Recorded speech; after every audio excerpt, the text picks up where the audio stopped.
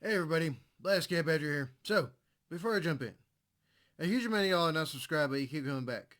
So, I'm going to tell you what to do. There's a red and white button down there. So subscribe on it. Click it. And make sure you double click it again. And then click it again to make sure that it does say you subscribe to the channel.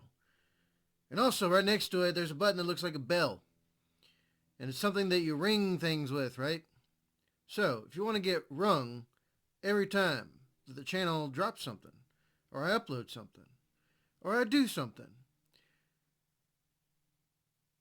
then click that bell icon, and you're going to get rung up every time something happens with the channel. On top of that, behind it is a join button. Click that, join the channel, and directly support the channel so that I don't have to do any advertisement, and also it frees me up to do more with the channel. So, that being said, let's jump in. So I'm sure y'all know who we're getting into, but I'm going to say it anyway and announce him because he's an old friend of the channel, and it is going to be Count DANKULA! The good old Scottish rogue himself. And this is one of the somewhat newer-ish videos. I've been out for a while. Absolute mad lads. Conor MacGregor. No, Gregor MacGregor. Gregor MacGregor. Gregor MacGregor? Did I read that right? Huh. Interesting. Gregor MacGregor. The heck kind of name is that? That's like Ricky Bobby. Alright, y'all ready? Y'all ready? I was hoping it would be about Conor McGregor, but oh well. We'll see what this dude is. So, let's jump in. A happy new year to you all, and with a new year comes new mad lads. So, let's start off strong. Oh damn, that's right. This did come out like a month or two. Oh well, whatever. Barely anyone watches these anyway. 2021 may have been a rough year for all of us, but 2008 was arguably even rougher. Millions of people were tricked into making totally safe investments that were actually based on nothing until the bubble burst and ruined the stock market, costing many people their pensions and their homes. It was a Including myself. Damn Wall Street. horrifically unique demonstration of greed and man's ability to screw over his neighbour. And it's happened before. As you all know, nothing is stronger than the bond between a certain people and their money. And there are those among them who would do anything for that paper, such as meddling in a financial crisis from their illegitimate country. You know, up until this point where he said illegitimate country, it sounds like me. Because, you know, I definitely... Well, okay. I did it for different reasons, of course. It wasn't exactly just monetary or financial or whatever. It was about getting out of the terrible situation I was in. But I mean, the pay was pretty damn good. So, you know, being in the military, and it's a guaranteed paycheck. It's a guaranteed paycheck. Unless you royally mess something up. Then they can take it away from you for a certain amount of time, but you're still getting paid. So, maybe it's unfair for me to draw that parallel. Doing anything for the almighty dollar. But then again, what's wrong with that? Exactly. What is wrong with that? Our current society and our current systems are all based upon currency as a means to barter and trade and stuff. So that being said, what's wrong with that? Now,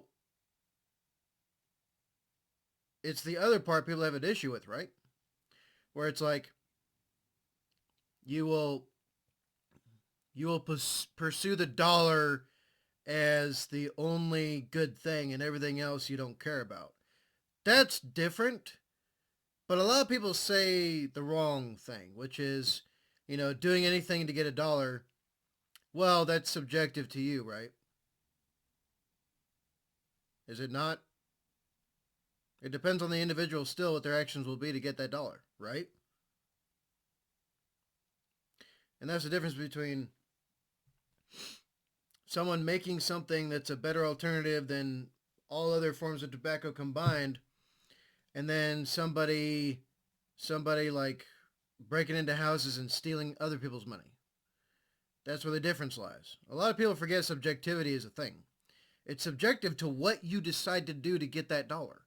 So if you're saying, I'll do anything for a dollar, well, that's up to what you're deciding to do for that, right? Because it leaves a door open. Or am I thinking about this in a completely different way? Y'all tell me in the comments before you continue with the video. Parse your thoughts on it. Tell me, well, I already know that I'm kind of stupid. I already know that. So y'all can forget telling me that already, something I already know. But tell me what y'all think. Because to me, I don't see anything wrong with doing everything you can to be financially and monetarily successful. I don't. And I think a lot of people have this fake moral, pedestal they place themselves upon to judge others about being successful or something. It's so weird. Anyway, let's go on. Enough of my rant. That's right. Today's mad lad is a Scotsman. Of course! Gregor MacGregor.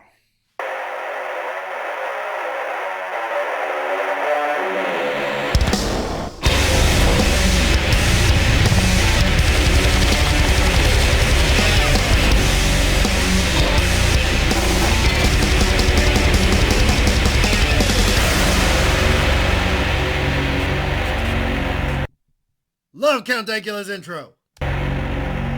Please leave a like and a comment on this video because it really helps me in the algorithm. But before we get into the mad lad, a big thank you to Raycon for sponsoring this video.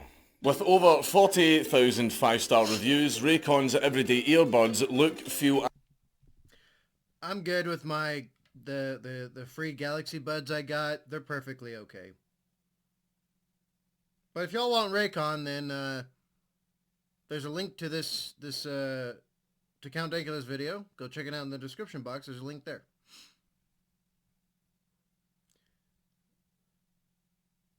Where do I... There we go.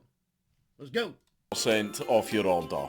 Gregor MacGregor, the man so nice they named him twice, was born on the 24th of December 1786 in Stirlingshire. His dad, Daniel MacGregor, was a sea captain in the East India Company, so the little lad had plenty of tea to keep him warm until Daniel died when Gregor was 4. But Gregor managed to survive childhood thanks to the grit that he inherited from his Jacobite ancestors, which allegedly included the legendary Rob Roy. Gregor also claimed to be descended from one of the settlers of Scotland's disastrous attempt to colonise the Isthmus of Panama. In the business, we call this foreshadowing. As a teenager, Gregor reportedly studied at Edinburgh University. Wait.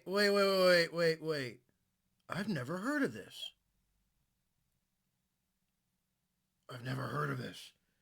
Something new.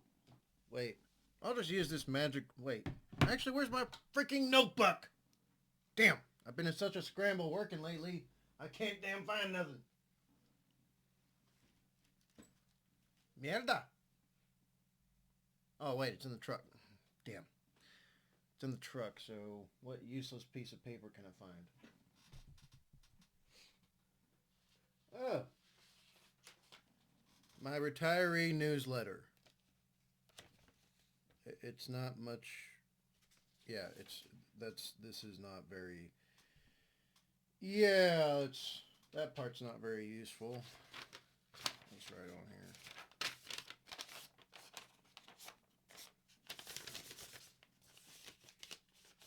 Alright, so let me go back a little. I know some of y'all are probably going to get pissed at me for this, but you'll probably be new viewers. My regular viewers don't really care. But, okay, something about Scotland trying to annex Panama. Of Scotland's disastrous attempt to colonise the Isthmus of Panama. Okay, I gotta look that up.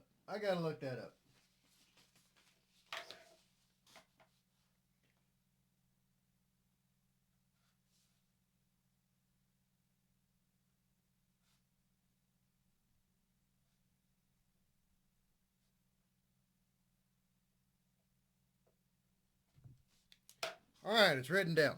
I need more notebooks, I think. Alright, let's continue. In the business, we call this foreshadowing. As a teenager, Gregor reportedly studied at Edinburgh University for a couple of years before dropping out. But unlike most college dropouts, he had a plan. With Jacobite blood coursing through his veins, Gregor heard the call of adventure and, like a good mad lad, he answered. In April of 1803, at the tender age of 16, although he looked closer to 12, Gregor joined the British Army and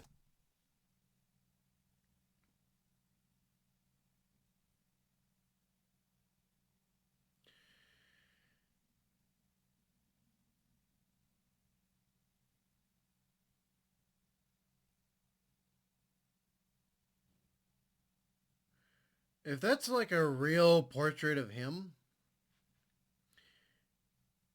I believe back in the day, or maybe even today, depending on who likes what, honestly, he'd be called a pretty boy, or a fair-faced lad, I think.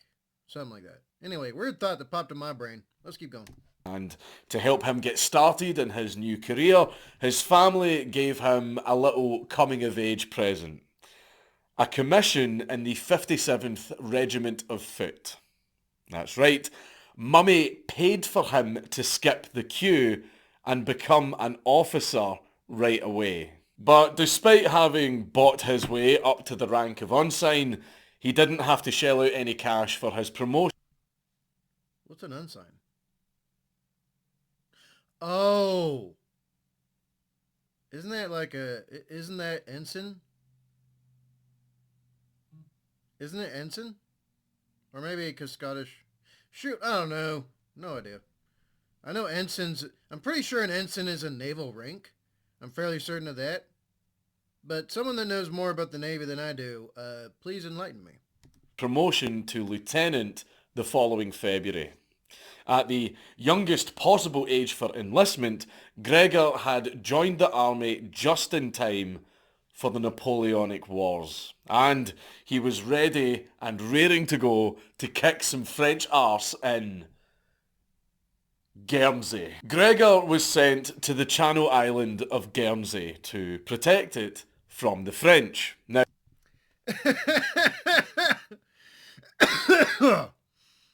that's quite hilarious because I hear that a lot in the modern day with a lot of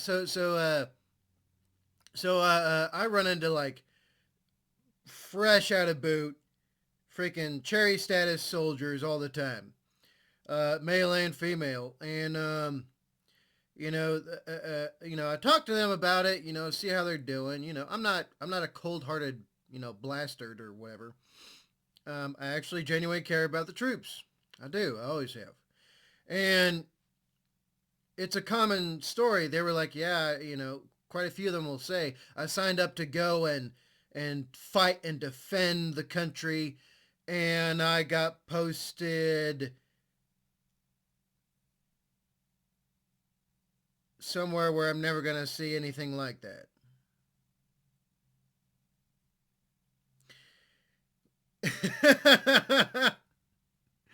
And the hilarious thing about it is that they go in expecting, they've joined the military and they're like, yeah, let's go kick some butt. Little do they know that there's only a certain percentage of the military that actually gets to see combat. And that's becoming rarer and rarer nowadays. And, you know, like, that illusion is shattered for them, thankfully. And then, you know, I have to tell them the other side of things. Like, I mean, yeah, it's all well and good to serve your country in a combat capacity. But try to talk to those who have seen combat. Seek out those amongst y'all who have actually been in the shit. And get to understand the reality of it. It's a double-sided thing. It really is. And, you know, I try to keep it simple because if we get too far into it, it's like an hour plus long conversation. I'm usually only talking to these young soldiers for like a few minutes. And I tell them, look, okay, enjoy what you got going on right now while you can. Because everything seems to change when you basically get your wish. And it's something like, be careful what you wish for. All of us train, prepare for, and, you know, anticipate combat.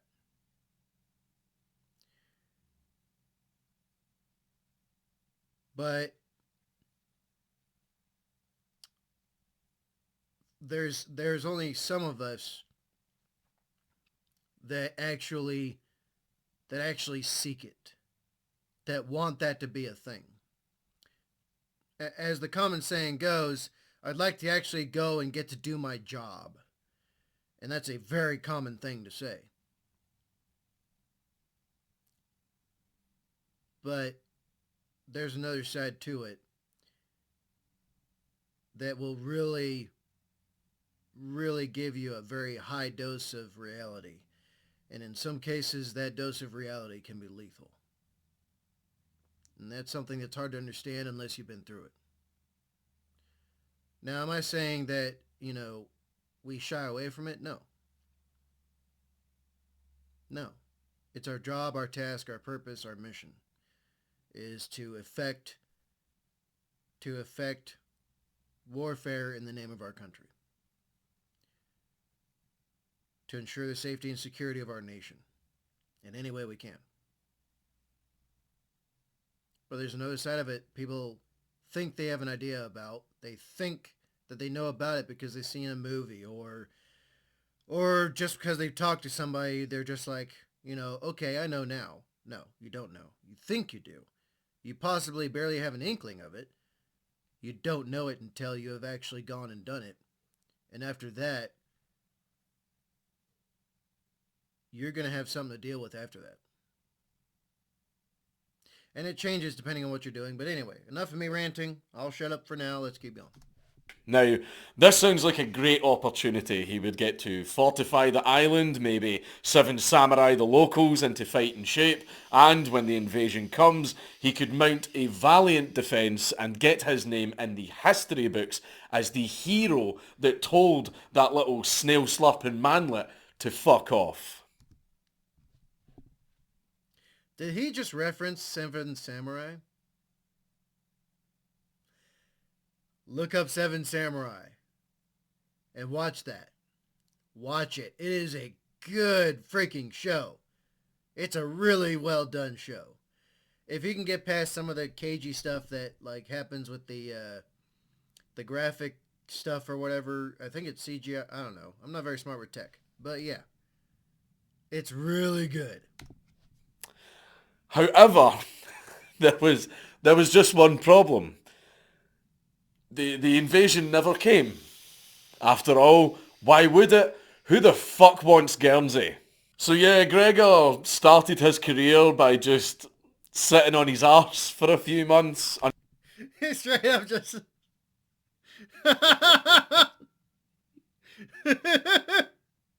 Who the F wants Who the F wants currency? Oh, bub, you gotta love the Count. You really do. You. Oh man, gotta love this dude. Gotta love this dude.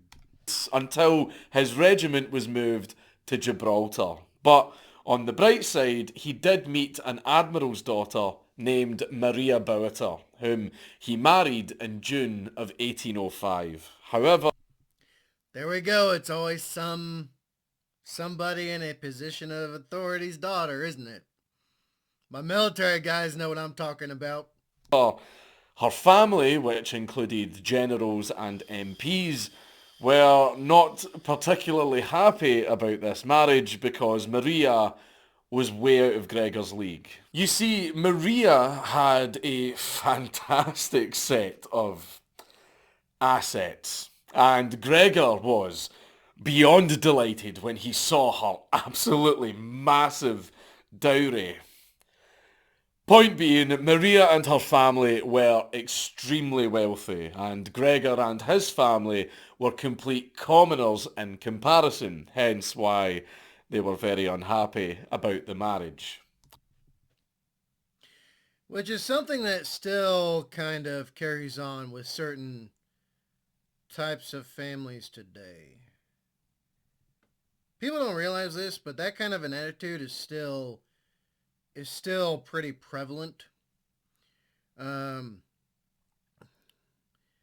It's not like it just magically disappeared. It really has not.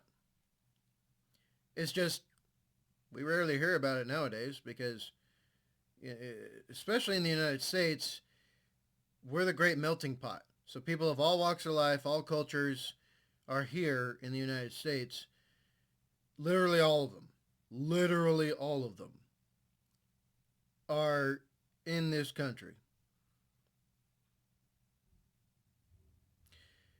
Can I just mention how amazing that is still? That's pretty freaking amazing, if you ask me. That you can have a place where all cultures are here, but they all share the same nation. That's pretty amazing to me. Gregor immediately put this money to good use by buying the rank of captain so that he didn't have to earn it by doing some actual work for a few years. Gregor really enjoyed being a captain, and he became... Oh yeah, I forgot about that. Back in the day, you could purchase rank. So if you were like super wealthy comparative to the times, you could be any officer rank you wanted. Literally any single one. And so you had a lot of the time people who made rank by purchasing the rank instead of slogging their way from the bottom all the way to the top. Nowadays it's a bit different. Or at least in the United States military it is. Because when the U.S. military was first founded, we did much the same thing. People could purchase like captain's rank for like, I don't know, like 5,000... I want to say like 5,000 pounds or something, maybe less. I remember reading about it a long freaking time ago when I was reading the description of how the Continental Army was brought into creation, how it was founded. And, there were wealthy people that were citizens who could purchase a rank and be in charge of any size unit pretty much they wanted. So there was that. Which is, with that kind of a mentality, it's quite amazing we won. It's quite amazing. Then again, we did have some pretty brilliant people heading up the Continental military back in the day, so. But Bob, did we get lucky? He became obsessed with status, titles, and all that other snobbish bullshit. It even got so bad that his men got really pissed off with him because he wouldn't allow them to leave their quarters if they weren't wearing full dress uniform in Gibraltar weather. So yeah, fuck that guy. As a Scot, he should know better. But while he enjoyed all the pageantry of his new rank, Gregor clearly wasn't a big fan of the responsibility that came along with it, as he basically spent his entire time in Gibraltar the same way he spent his last assignment, by sitting around and doing absolutely nothing. Well, nothing except for arguing with his superiors over absolutely petty bullshit. So his superiors got very annoyed and promptly got rid of Gregor by having him seconded to the Portuguese army as a major in October of 1809. And Gregor only lasted there for 6 months. Gregor kept pissing off everyone around him until eventually he went, fuck this, and requested a discharge the following April, and his superiors couldn't sign it fast enough. On the 24th of May 1810, Gregor made his official exit from the army and went home. But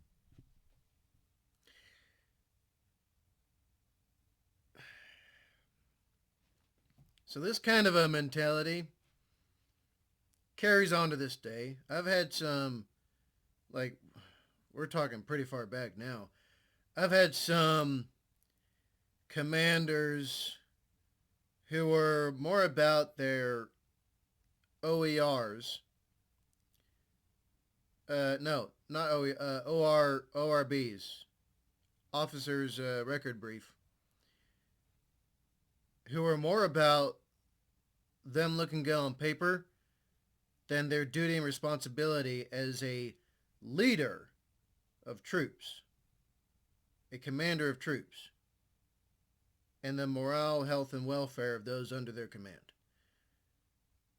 Unfortunately, that's pretty freaking prevalent in the United States military, just the conventional military by itself. That's still very prevalent. They're more about them looking good than anything else. Not all of them. There are quite a few officers who actually knuckle down, know their stuff, and make sure that their troops are 100% across the board, not just to make themselves look good, but because they understand that your mission your mission will suffer greatly if those who are carrying out the mission they're not motivated, and their morale, health, and welfare is suffering in some way. There is no mission without the troops. And so any leader that understands this understands they have to ensure that their troops are taken care of on all other fronts before you can expect them to perform at their best on the mission front. So yeah, there are some good officers out there, but the kind with the mentality this guy seems to have, still very much more prevalent. But despite the manner of this exit, Gregor very often took credit for the brave deeds that earned his regiment its nickname, the Diehards.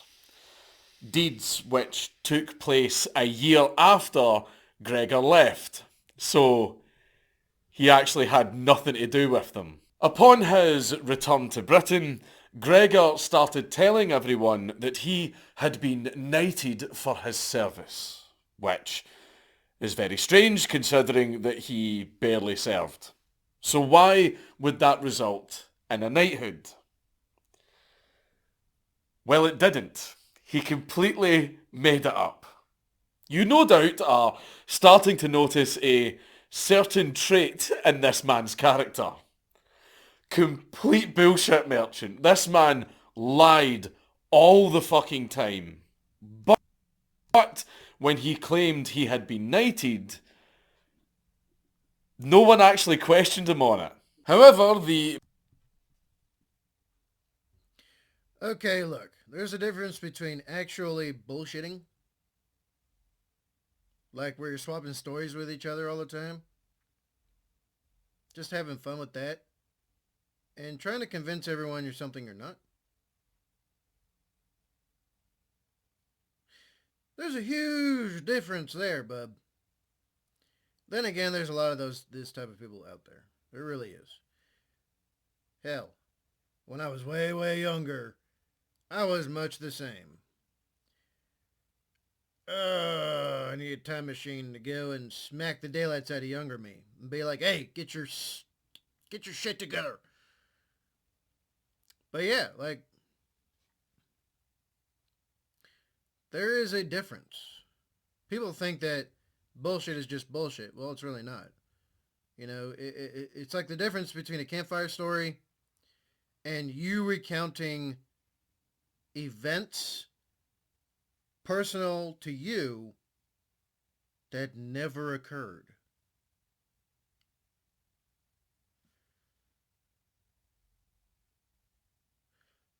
Whatever, to each their own, I guess. The main flaw in the plan was that no one in Scotland gave a shit about the hoity-toity backwards pageantry of this fucking dickhead. You see, Scotland and the royal family were, you know, they were not on the best terms at this point in history, so no one really gave a shit about Gregor's fake knighthood. So the clout chaser quickly got bored of no one caring, and he moved to London in 1811 to try and slide into their high society, where Gregor introduced himself as Sir Gregor.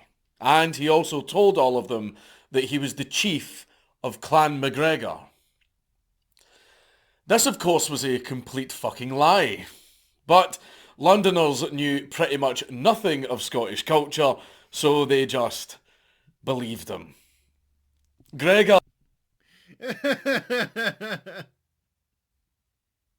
Oh, man. Taking advantage of the foppishness of the Londoners back in the day. I don't know whether that's a genius move or just stupidity.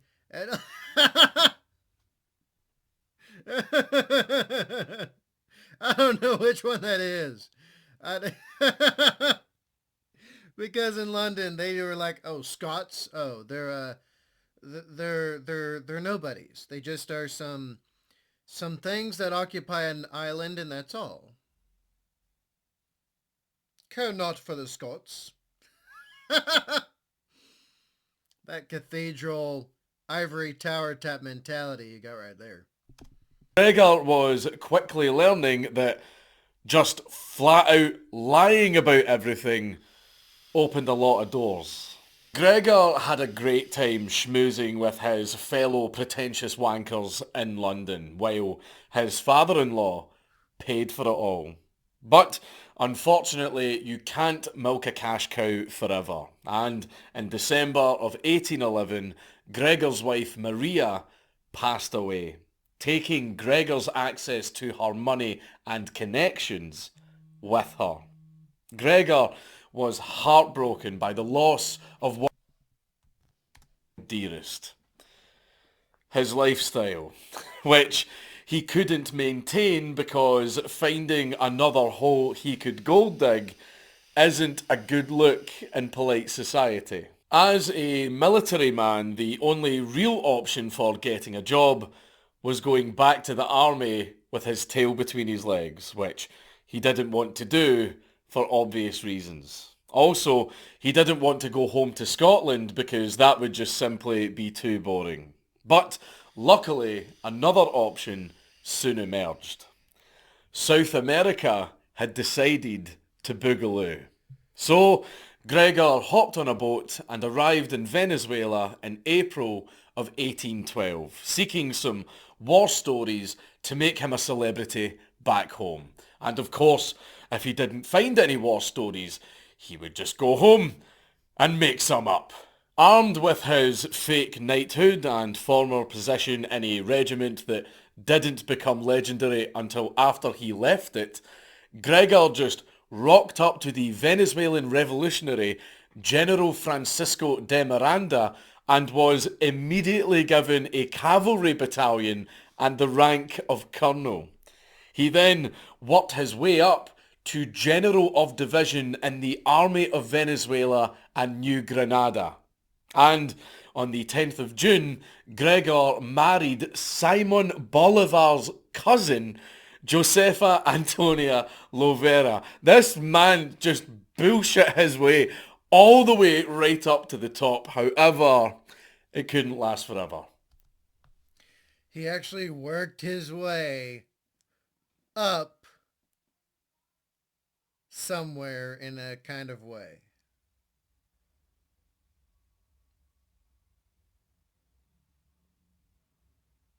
But then, of course, he did what he did the first time.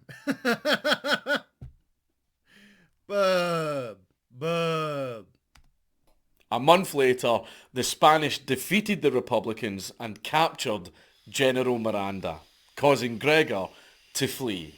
Because everything this man touches just turns to shit. In 1813, Gregor joined the New Granada army and was posted to a small border town where he sat in his arse and missed Simon Bolivar's successful campaign to create the Second Venezuelan Republic. The Republic, however, fell soon after, and Bolivar went into exile. And Gregor was now trapped in the city of Cartagena in Colombia, as it was being besieged by the Spanish, until Gregor led an escape on the 5th of December 1815 by blasting through the blockade in gunboats. After escaping from Cartagena, Gregor met up with Bolivar in Haiti and hatched a plan to sneak into the coastal region of Ocumare and incite some uprisings.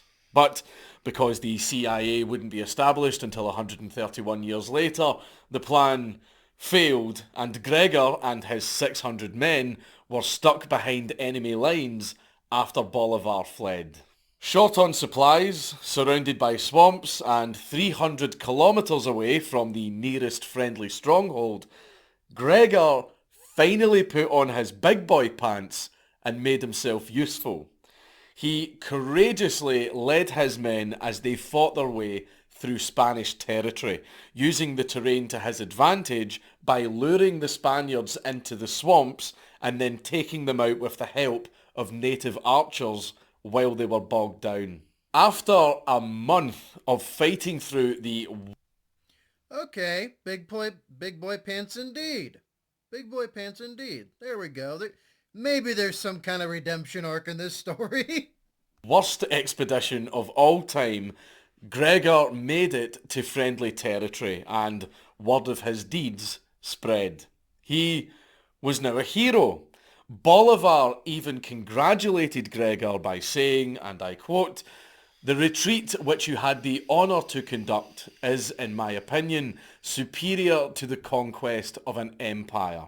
Please accept my congratulations for the prodigious services you have rendered my country."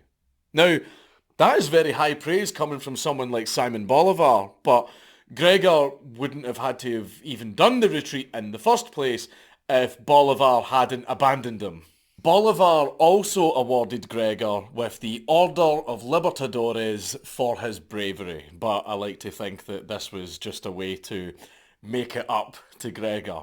It was at this point where it seemed like Gregor was finally getting his shit together. After so many years of doing fuck all, Gregor finally appeared to have hit his stride as a soldier and adventurer, and men were lining up to serve with the famous general Sir Gregor MacGregor.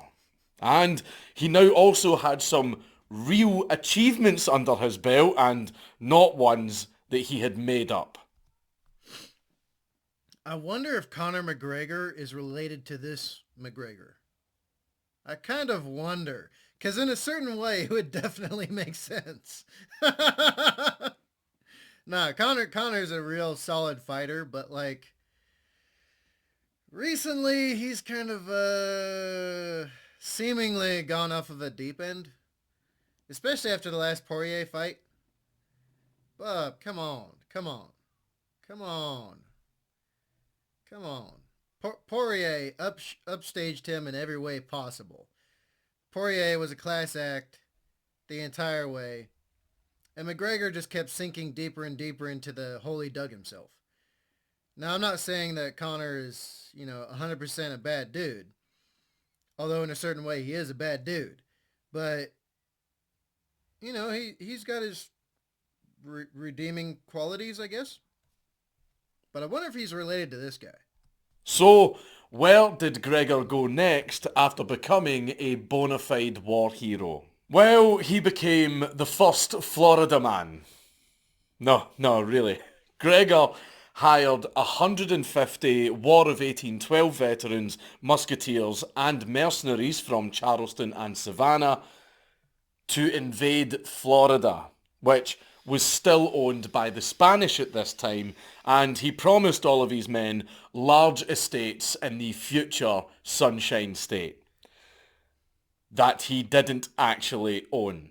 But don't worry, he will, once he's conquered it all. In June of 1817, Gregor and the boys set off from Pennsylvania and assaulted Fort San Carlos on Amelia Island, which was only guarded by around 50 men. Using spies within the garrison, Gregor convinced the commander that he was coming with a force of over 1,000 men, which Gregor made convincing by having his men advance in groups from several directions. The Spaniards didn't even put up a fight, and Gregor raised his own flag over the island, proclaiming the Republic of the Floridas. This was a great start. One fort down, many more to go. Until Gregor went, nah, put his feet up and started drinking. Naturally, his men were kind of pissed off because they really wanted to keep the momentum going and also to be paid in something other than fake Amelia dollars.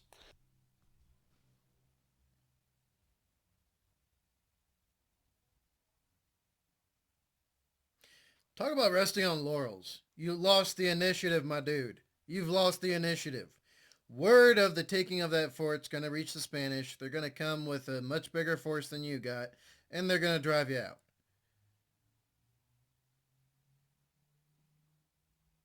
Tactical blunders abound. Damn. I was really hoping for him to, come out on top after so much time of just, of his fake it to make it. Seriously. Come on, dude. Come on. And then finally, on the 3rd of September, 1817, after not even bothering to set up defences for a Spanish counterattack, Gregor just fucked off with the ship.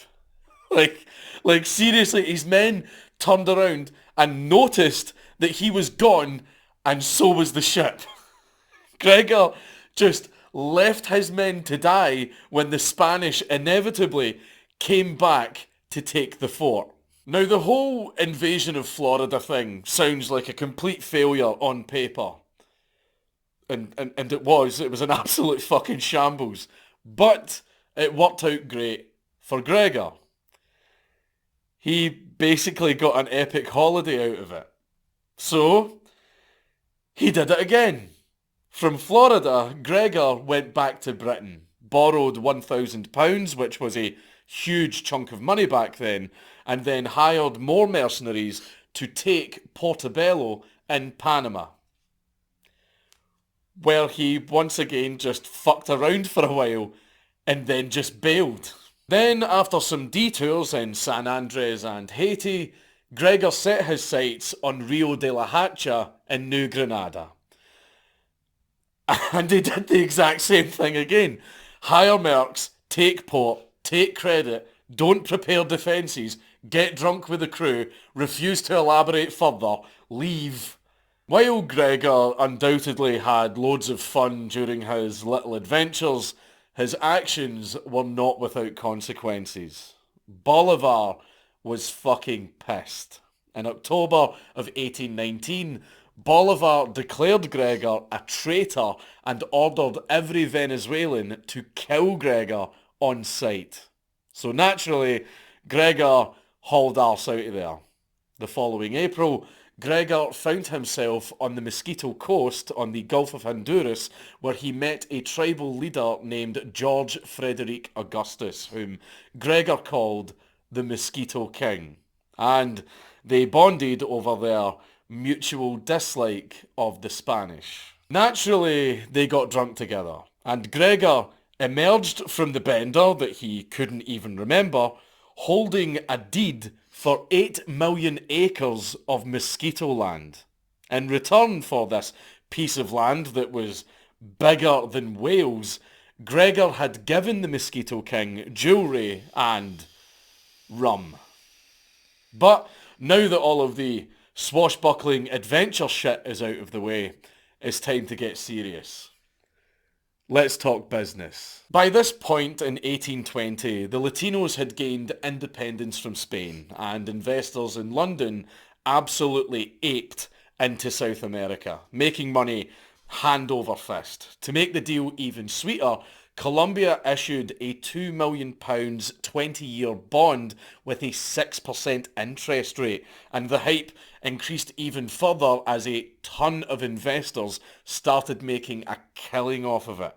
Other governments such as Chile and Peru soon followed suit, and also stonks in Latin American mining companies went absolutely nuclear. The market was more bullish than ever. Like seriously, like in South America during this time, it was mental. Picture times 1,000 gains in the space of like 2 weeks. Stuff was absolutely nuclear. And investors were riding that bull all the way to the bank.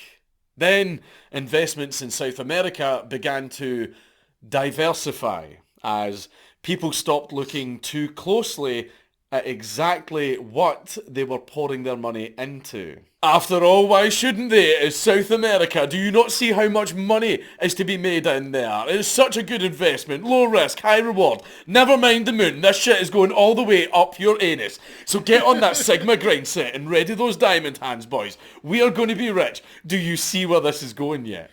Do you see? Let me give you a little hint. These events later became known as the Latin American bubble of the 1820s. Now enter our boy Gregor, who saw all of this happening and wanted a piece of the action. So he made his own investment plan and put his new land to good use by claiming it as its own country. In 1821, Gregor made his triumphant return to Britain as His Serene Highness Gregor MacGregor, the first sovereign prince of the state of Poyet and its dependencies, and cazique of the Poyet nation. Cazique basically means native chief, so Gregor had essentially called himself a prince twice. But what is this new country that Gregor was in charge of? Well, that is exactly the question that Gregor returned to his homeland to answer. To put it simply, Poyet is one of the new countries that emerged from the Spanish getting yeeted out of South America. And goddamn is it a paradise. Poyet is absolutely beautiful. The land is so fertile that it can grow anything. It can even support 3 harvests a year. The rivers are full of gold just waiting to be mined. And the place is teeming with fish and wildlife. Anyone who lives here would want for nothing. Their pantry would never empty. And they can easily buy anything that they can't produce themselves. And the weather, oh my God, the weather. Absolutely stunning. You would be mad not to move to Poyet. But not only is this paradise ready for the taking, it was all already fully up and running. You see, Gregor has been very busy and he's established a capital city with all of the amenities that you could possibly need, including a bank, hospitals, schools, and even mansions. Mansions! You could go to Poyet and live in a mansion. And best of all, Poyet was friendly to Britain because it hadn't really existed long enough for either of the nations to develop problems with each other. And Gregor was generous enough to share all of this with his fellow Scots to help them escape from the frigid wasteland that they call home. He established offices in London, Glasgow and Edinburgh and got all of the paperwork sorted. He did newspaper interviews and he even created a guidebook. Gregor did everything he could to spread the word of Poye, and his call was answered very quickly. Gregor's tale spread all across Scotland, and the adventurous Highlander spirit was awakened among his people. Invigorated by the prospect of riches and challenges that would be in this brave new world, hardy Scots from all over put their money where their mouths were. And they came out in droves to grab a piece of the action for the low, low price of £1 an acre. I mean, £1 an acre, like back then, that was an absolute bargain. That is practically giving land away. Gregor also helped settlers convert their pound sterling into Poye dollars, and he also sold commissions in the Poye army. This is all a scam, isn't it? This is all a scam, isn't it? Oh, buddy, this cannot end well. Especially when you're messing with Scots. This cannot end well. Poye even followed the example of other South American countries and offered 30-year bonds at 3% interest.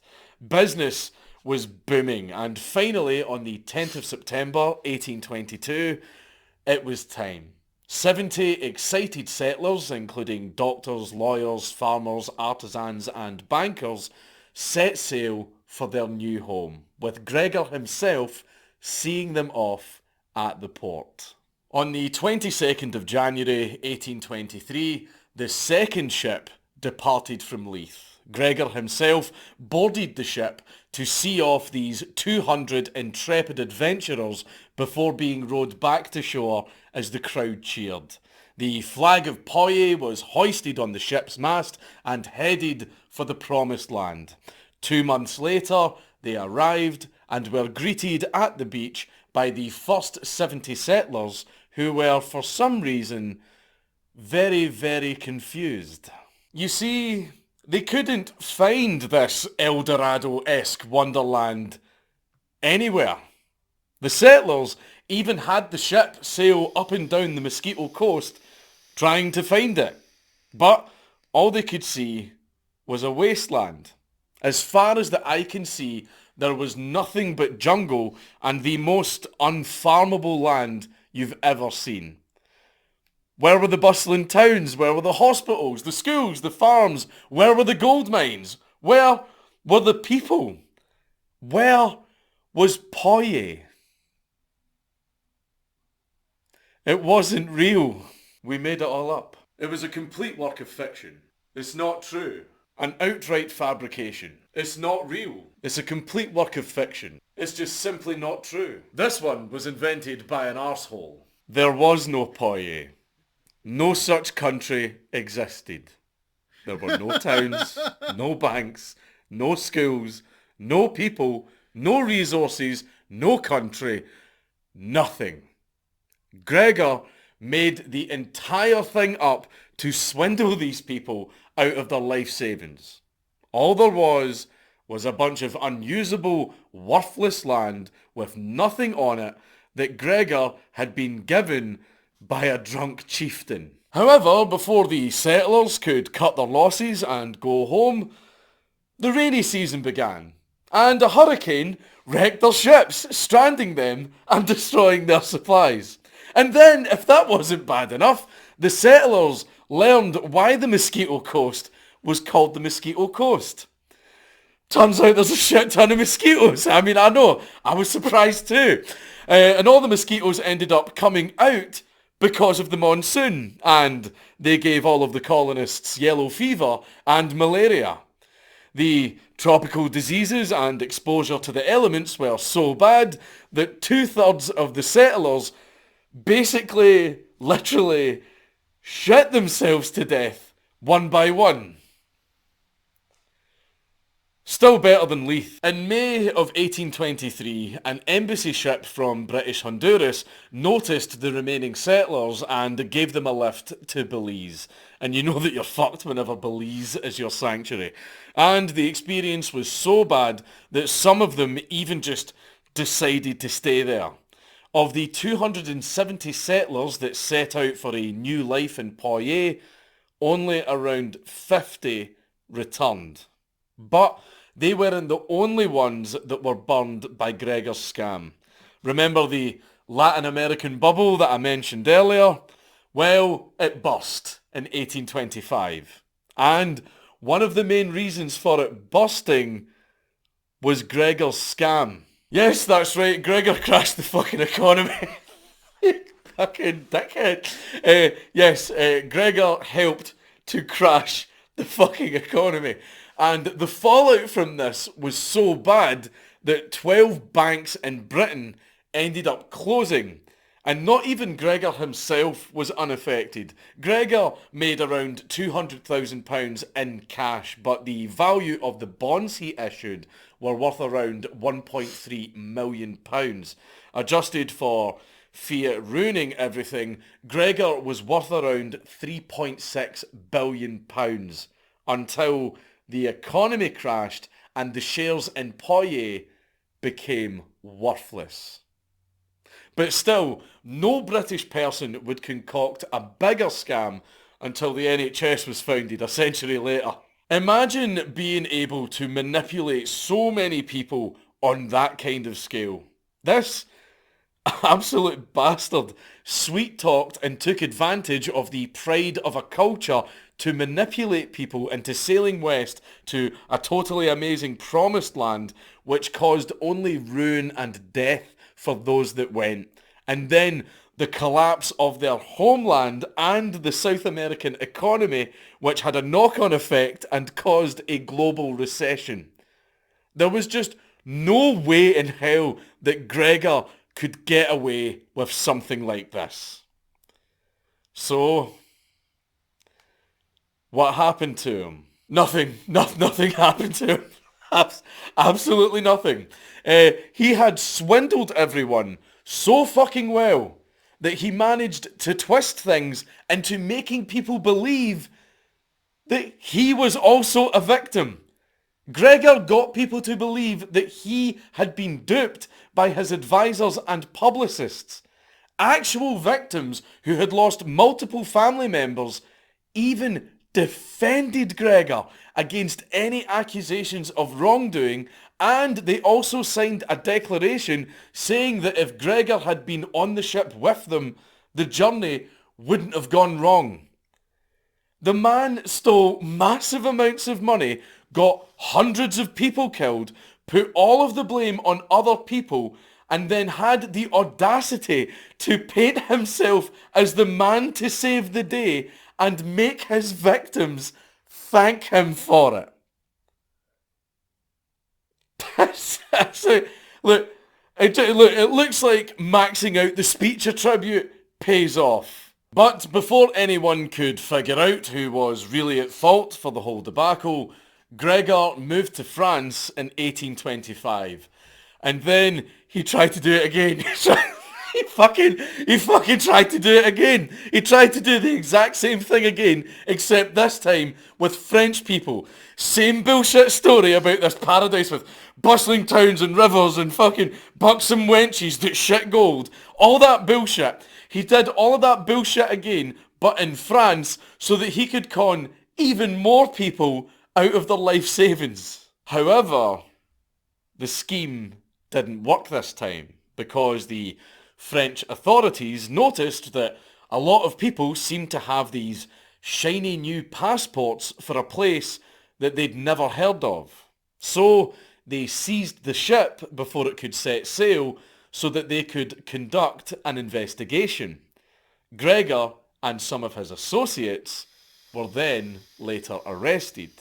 Now, it's blindingly obvious who was at fault here, and with Gregor's track record of swindling hundreds of people out of their life savings and then leaving them to die, which many of them did, and then crashing the fucking economy. Surely there was no way that he'd avoid justice. I'm laughing, can you guess? He was acquitted. He was fucking acquitted. So, after his release, Gregor returned to Britain in 1826 with... So, this guy is like... He's like a cartoon character. He's like a cartoon character. So, you know the... what was it? I'm trying to remember this particular thing I watched way back in the day. Where there was like this villain who did all sorts of like, you know, bad things and was never brought to, you know, nothing ever ends up happening to them. Damn, I see the image in my head, but I can't remember the name. But this guy is like that cartoon character. He's like a cartoon character. He does all these bad things and then just gets away with it, and that's it. Even though everybody knows what he's done. It just... Bub. I don't know whether to be shocked or amazed, but the two are trying to blend together in my brain.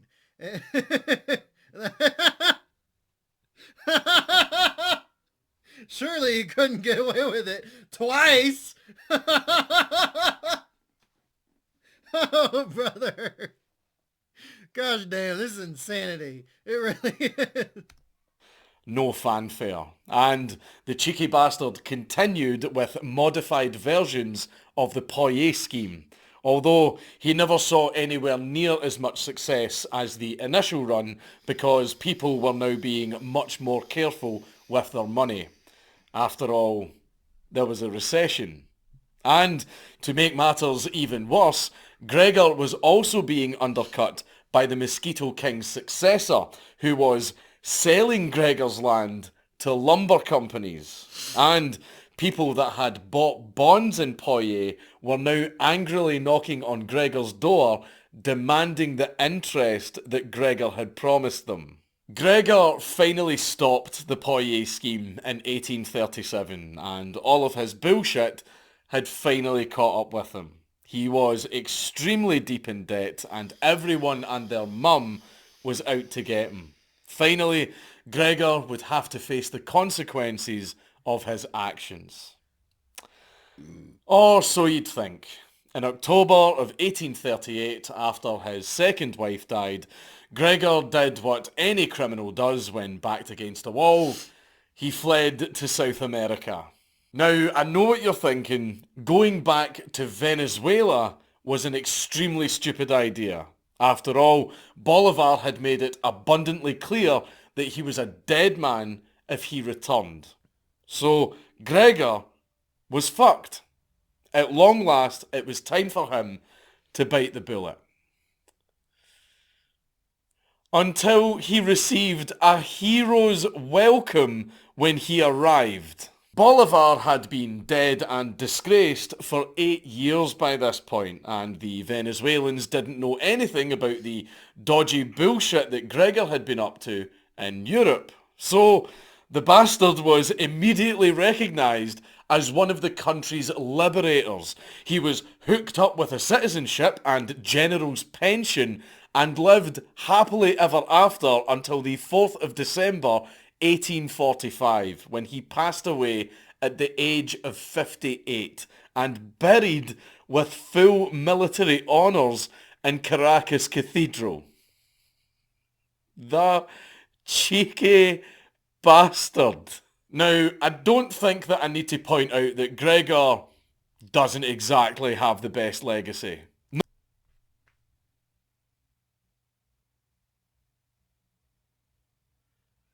This guy maxed out, he maxed out his speech skill to the fullest and put cheat codes on top of it. And he maxed out his luck skill to the fullest with cheat codes on top of it. He went straight God mode with those two. Like, holy shit. he's like he's like a hacker in like Elder Scrolls who's like maxed out everything but added like plus 1,000 on top of it and was straight up God mode throughout the game. Like, even though oh my lord, like, he could blabber and be like, and people would be like, what? Yes, absolutely. Take all of my money. Make me destitute and I'll defend you. And then once I find out that you actually tricked me, you're going to go somewhere else and never, ever, ever face up to anything you ever did. Bub. Not just because of the fact that he was a massive dickhead that just couldn't stop getting away with it, but also because he committed some truly heinous acts. The worst of these, in my opinion, was taking advantage of his own countrymen, as their shared kinship made them more trusting of him and therefore easier for him to manipulate. But you cannot deny how ingenious his Poirier scheme was. No stone was left unturned in making the scam appear legitimate, and some have even dubbed Gregor MacGregor as the father of securities fraud. But he was still responsible for the deaths of around 500 people through the Poirier scam and also his prior raiding holidays across the Caribbean, all while scamming them all out of their life savings and then crashing the fucking economy. So, you know, I respect the hustle, but the man's a piece of shit.